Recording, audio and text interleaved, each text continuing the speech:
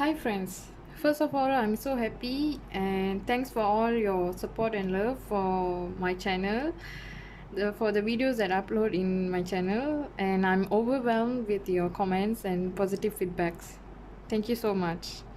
So today in this video we'll be studying about chapter 1, biological molecules, proteins, properties of proteins. So the learning outcomes for today's video will be explain the properties of protein, amphoteric, isoelectric point, buffer and colloid. Properties of protein. The first properties of protein is protein forms colloid when it's mixed in water. So what is colloid? First of all, we need to know that in chemistry we have three types of mixtures. So colloid is a type of mixture. So if we can see that this is a solution, salt plus water is a solution, this is a solution, and this is a colloid.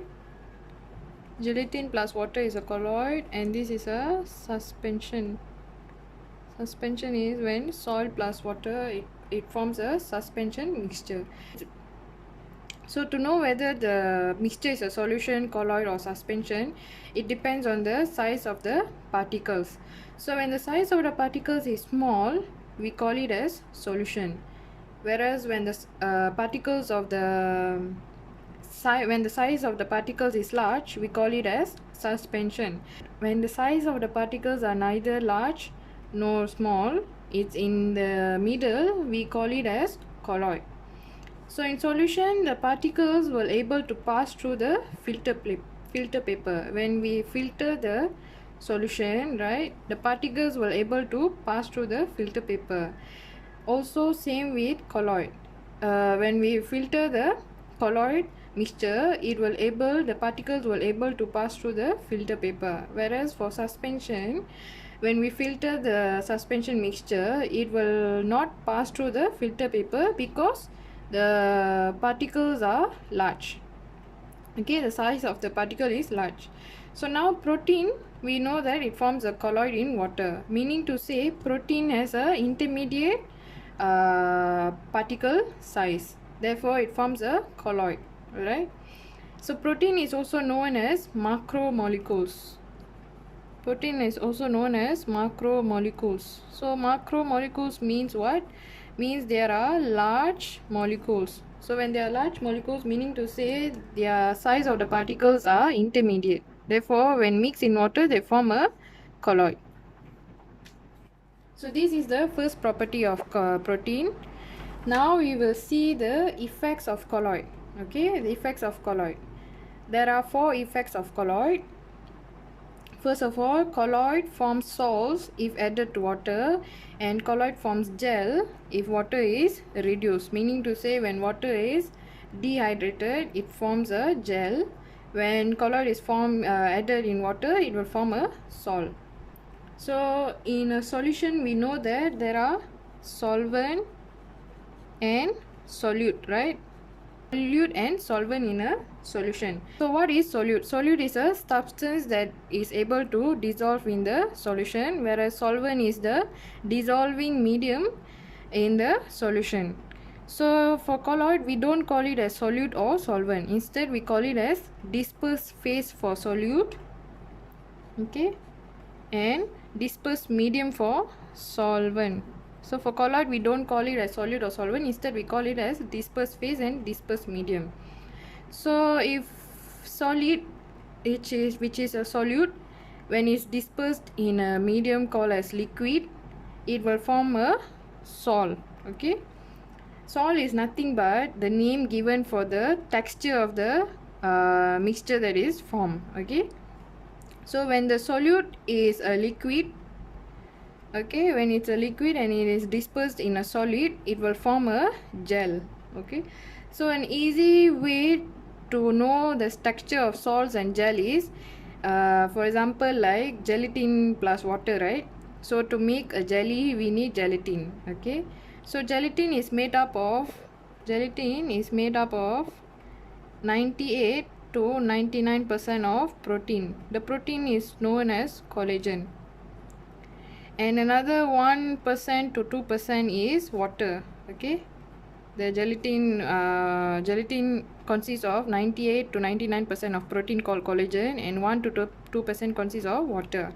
So now if we want to set a jelly, we need to use gelatin, right?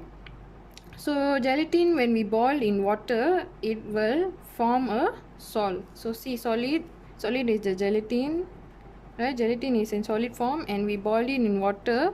In liquid, it will form a sol. So sol is the texture for the unset jelly. Before you set the jelly, right, when you boil the gelatin in the water, it will form a sol. The texture is called as sol. Whereas when the jelly is set, we call it as, the texture of the jelly now is formed in the gel form. So the difference between sol and gel is, sol can be converted into gel by cooling, right? So meaning to say the jelly, the unset jelly now can be a jelly in the form of gel, right? So before we put it in the fridge, the unset jelly will be in a sol condition, but after the jelly is cooled, it will form a jelly. That jelly form is called as gel. So gel can also be converted to sol by heating. So the viscosity of sol is very low. So viscosity means what? The resistance of a fluid to flow, right? So the flow of the fluid will in sol will be very low, meaning to say it will flow quite faster or quite quickly than the gel. Okay, viscosity of gel is very high, meaning to say the flow of the fluid will be not fast, it will be slow. So example, as I said just now, for sol we can take it as unset jelly, whereas for gel we can take it as jelly. So this is one effect of colloid, meaning to say colloid forms salts if added to water, and colloid forms gel if water is reduced. The next effect of colloid is, colloid cannot be crystallized but form amorphous mass when dried or heated. Okay, so what is amorphous mass? Amorphous mass means the atoms or the particles does not have a well-defined shape. So when the particles or the atoms does not have a well-defined shape, we call it as a amorphous mass. For example, we can see here the structure of the particles are arranged in a random arrangement, and they don't have a well-defined shape. Whereas why colloid can undergo crystallization is, crystallization, now first we need to understand what is crystallization. Crystallization is the process where we convert the liquid into solid, and the solid will be in a crystal form. For example, like obtaining pure salt from seawater. Now when we obtain the pure salt from the seawater, the salt now will be in a crystal form, right? So when we see under a microscope, the structure of the salt, the particles of the salt will be in a will be arranged in a fixed pattern. So this we call it as a crystalline form. Whereas for amorphous solid, it will be in a random arrangement. The particles will be in a random arrangement. So an example of colloid, we are studying our protein, right? So now if we take for example egg white, okay, so egg white, we know it consists of protein. Okay, so when egg white, when we heat it, what will happen is the structure of the protein will, from like this, from coiled, it will now unfold itself. Okay, when it's heated, the protein molecule now will be unfolded, and when it's unfolded, the egg white will, when we see in under the microscope, the structure of the egg white, which is the protein, will be arranged in this random arrangement, which is in a amorphous form. So that's why when you heat the egg white, you can see the shape is not well defined. Okay, so that is an example of an amorphous mass. So the third effect of colloid is it exhibits Tyndall effect. What is Tyndall effect? Before we see what is Tyndall effect, first of all we need to know that particles in colloids and solution are able to pass through the filter paper, right? So what will happen? The mixture will now look clear to our eyes. Both the mixture, the colloids and the solution, when it passes through the filter paper, it will look clear to our eyes. So now how to identify whether it's a colloid or a solution? For that we need to have a test. Okay, so to test whether it's a true solution or colloid, we need to use a laser or a light. We need to shine a laser or a light in both the both the mixture. So for example, if we take a beaker of solution and we take a beaker of colloid, which earlier we saw that solution consists of salt and water, and for colloid is gelatin plus water, what will happen is when we shine the light, okay, laser or light, we can able to observe that in colloid the light will be more visible compared to the light in the solution. It will not be that visible. So this visible of light, when light is shown in both the beakers, this is called as Tyndall effect. Okay, Tyndall effect is nothing but the light is more visible and the light is scattered.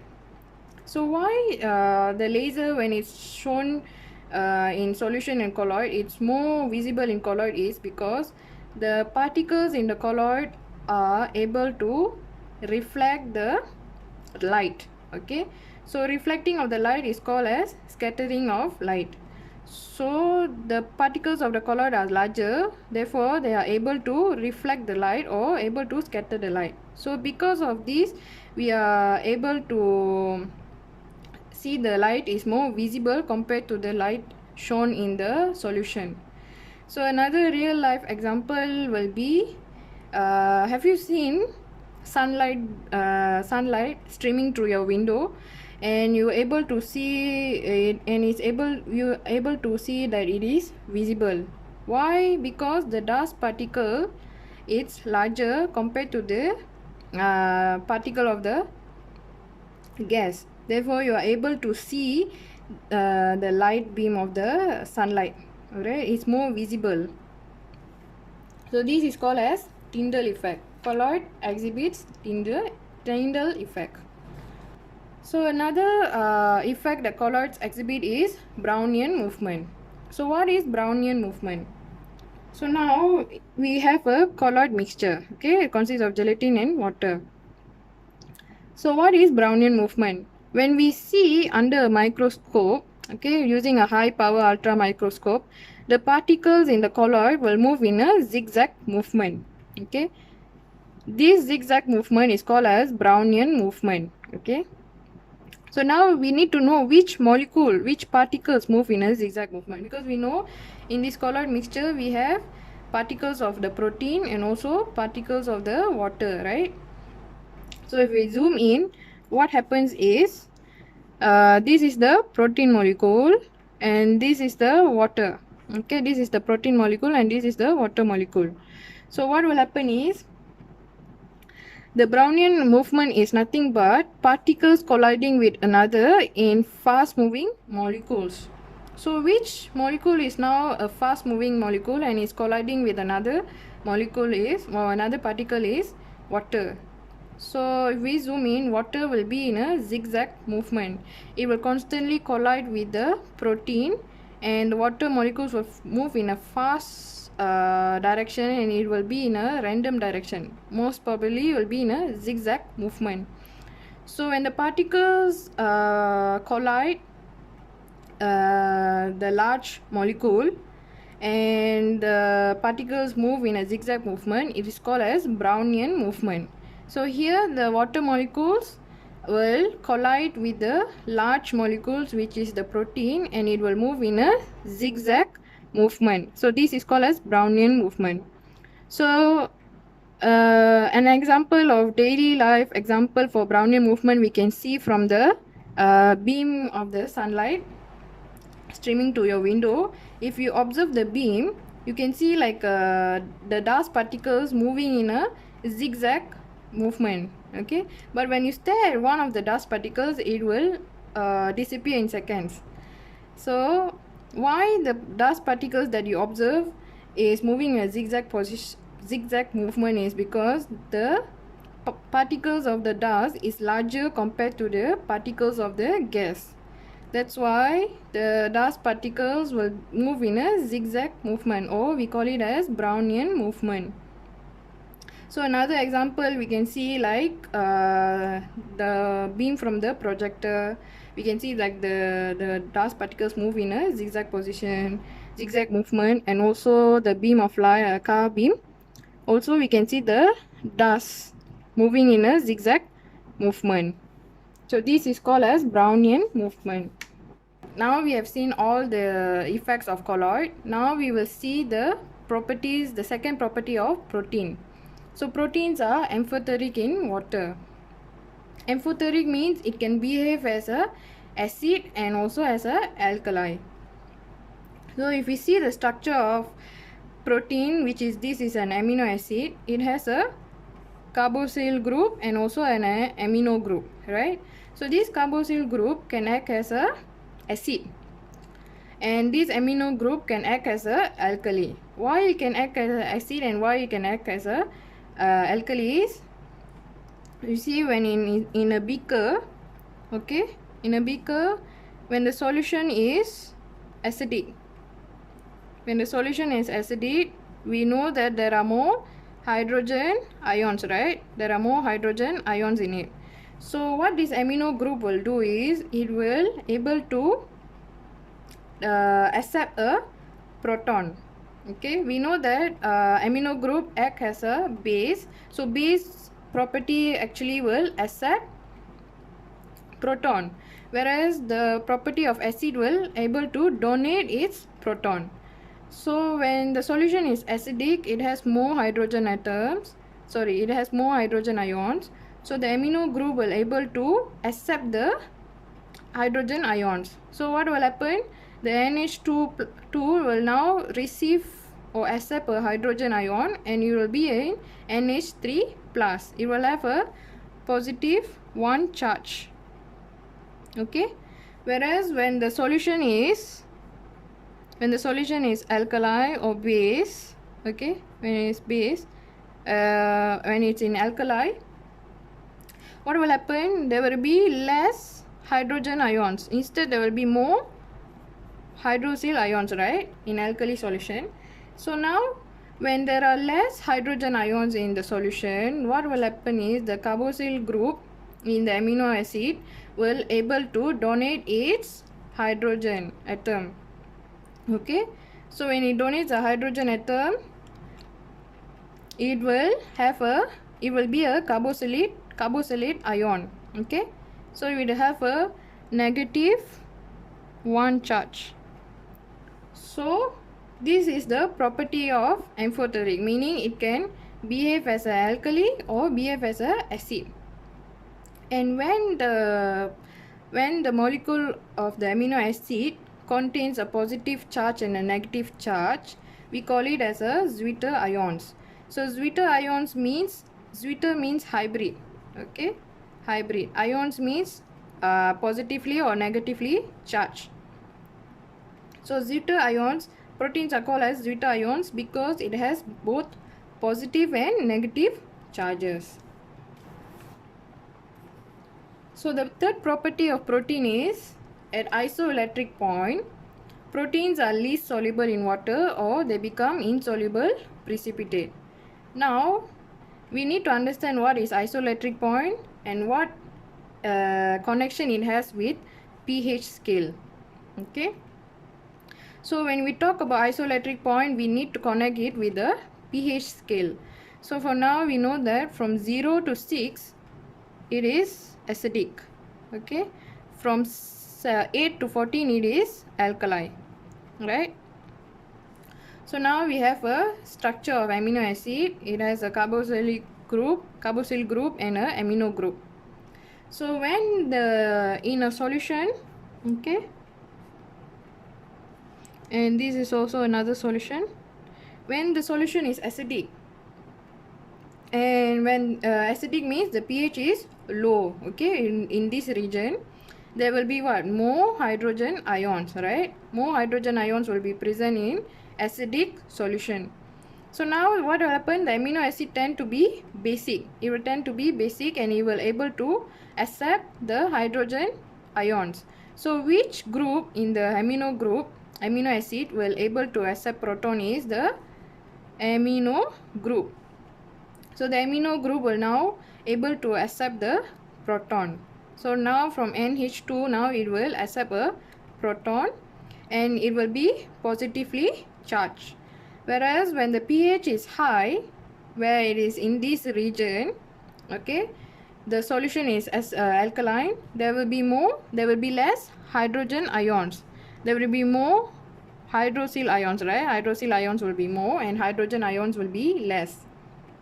So the amino acid tend to be acidic and it will donate the protons. So which group of the amino acid will donate proton is the carboxyl group. So the carboxyl group now will donate its hydrogen atom. So when it donates its hydrogen atom, now it will be a carboxylate ion and now the protein will be negatively charged. So now we can see that the charge of the amino acids depends on the pH value. When it's acidic, it is positively charged. When it's alkali, it is negatively charged. So now what is the connection between isoelectric point with the pH value? So now at a specific pH, protein will have a net charge of 0, meaning to say the charges of the protein will be equal. Let's say it has a positive 1 and a negative 1 and a positive 1. Okay, so now it will cancel each other and the net charge will be 0. Or another word, we can say that the charges are equal. So at a specific pH, the protein will have a net charge of 0. So this specific pH, we call it as isoelectric point. So each amino acids, right, for we studied earlier 20 amino acids have their own pH, they have their own isoelectric point. For example, like glycine, it has a isoelectric point 6.06. So at this point, isoelectric point, what will happen is the glycine will have a net charge of 0, meaning to say the charges are equal, they cancel out each other. So another experiment that we can see is when a protein is positively charged, it will migrate to the cathode. Okay, so cathode we know is negatively charged, protein is positively charged. The positively charged protein will migrate to the cathode, whereas the negatively charged protein will migrate to anode. Now what happens when the protein have a net charge of 0? The charges are equal. So it will not migrate to cathode nor anode. It will stay in the middle. So this is called as isoelectric point of protein, meaning to say it's at a specific pH, protein will have a net charge of 0. So we can conclude that when pH is low, okay, when pH is low than the Pi, there are more hydrogen ions and the NH2 will accept the hydrogen ions and it will be now NH3 plus. So it has a positive 1 charge and the protein is now it's positively charged. Whereas when the pH is more or high in alkaline, okay, it's more than the Pi, then we know that it has less hydrogen ion and the carboxylic group will donate its hydrogen atom, okay, and it will be a carboxylate ion. So overall the protein will be negatively charged. Now why do they say that at isoelectric point proteins are least soluble in water or become insoluble precipitate? So now we know that when protein is mixed in water, it forms a colloid, right? So protein, we know that the amino acid, the R groups consist of polar, non-polar, acidic and basic groups, right? So meaning to say they have charge, they are negatively charged or positively charged or neutral. They are positive, negative or neutral, okay? So what happens is when protein is mixed in water, there will be an attractive force present in the mixture, okay? So the attractive force will be formed between the water molecule and the protein, okay? we know that water molecule is polar. So the polar molecule of the water will bind to the surface of the protein. Okay. So since protein has positive, negative, non-polar groups, polar groups, the water molecules will be binded to the surface of the protein. Okay. Between the two protein molecules, the water molecule will bind around the surface of the protein. The water molecules will bind around the surface of the protein. So this is called as hydration. So now what happens when the pH of the solution or the mixture is now adjusted? What will happen? We know that when the pH is adjusted, now we know that protein has polar group, it has a charge. Okay, therefore the water molecule will bind to the protein. But what happens when the protein is at isoelectric point? So meaning to say, at isoelectric point, the protein will not have, the net charge will be 0, right? The net charge will be 0. The protein will be neutral.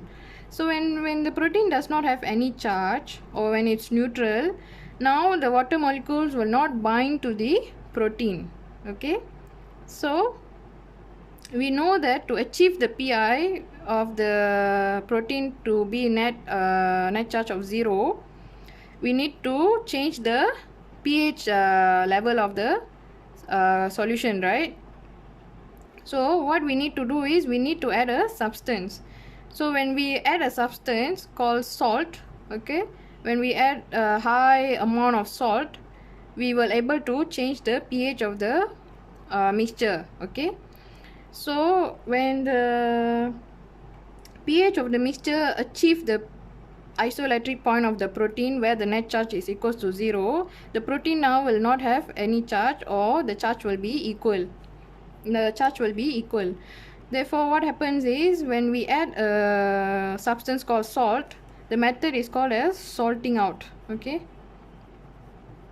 salting out means adding salt to the mixture in a high concentration until the protein starts to precipitate.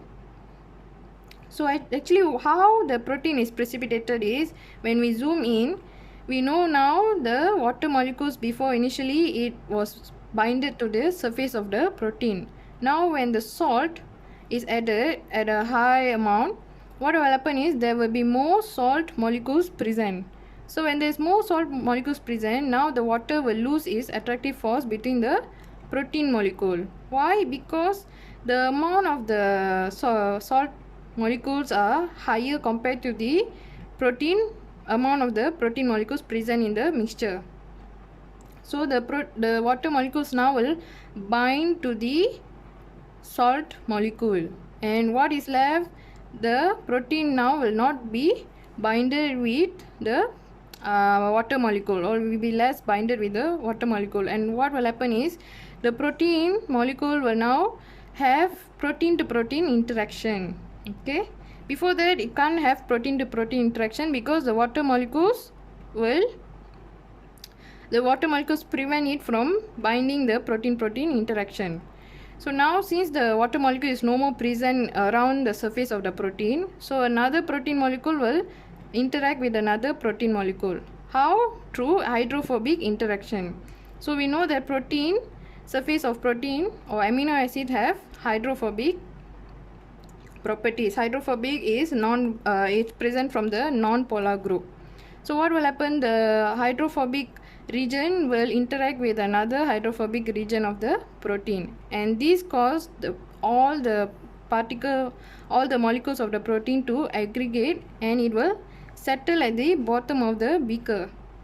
So this process, or when the protein aggregate and settle down at the beaker, at the bottom of the beaker, we call it as precipitation. So now you know why at isoelectric point proteins are least soluble in water, or they become insoluble precipitate. Why? Because at isoelectric point the net charge of the protein is 0. So when salt is added, the pH is changed. Okay, the pH is changed based on the pi of the protein. So when the pi of the protein, the net charge is 0, then we know that the protein is now neutral and the molecule will now bind to the salt molecule. The last property of protein is protein can act as buffer. So we need to know what is buffer. Buffer is able to resist change in pH when a small amount of acid or alkali is added. Okay. Buffer means it is able to resist the change, which withstand the changes in pH when a small amount of acid or alkali is added. Now if we see the structure of the amino acid, we have two groups, right? Carboxyl group and a amino group. So when a small amount of acid or alkali is added, obviously both this group will react. Okay. So when the solution is acidic, okay, when the solution is acidic, or when there's a small amount of acid is added in the solution where there consists of protein, okay, what will happen? The NH2 group will now accept the hydrogen ions. Okay, it will accept the hydrogen ions. So this property of the amino acid, the amino group in the amino acid will able to neutralize the acid, whereas when the solution is alkaline, okay, and there is protein molecule, what will happen? There are more OH ions in it, right? OH ions are present in alkaline. There are more OH ions, less hydrogen ions. So which group will react is the carboxylic group. The carboxyl group now will donate is hydrogen atom. Sorry, it will donate is hydrogen atom, and actually what happens is the carboxyl group will accept the OH ions and it will form a carboxylate ion and a water. Actually what happens is the hydrogen atom in the carboxyl group will be donated to where? To these OH ions, and it will form a water, and this will form a carboxylate ion. So this property of the carboxyl group will neutralize the alkali. That is why protein is called as buffer, can act as buffer. If you find this video helpful, please like, share, comment and subscribe to my channel. Thank you.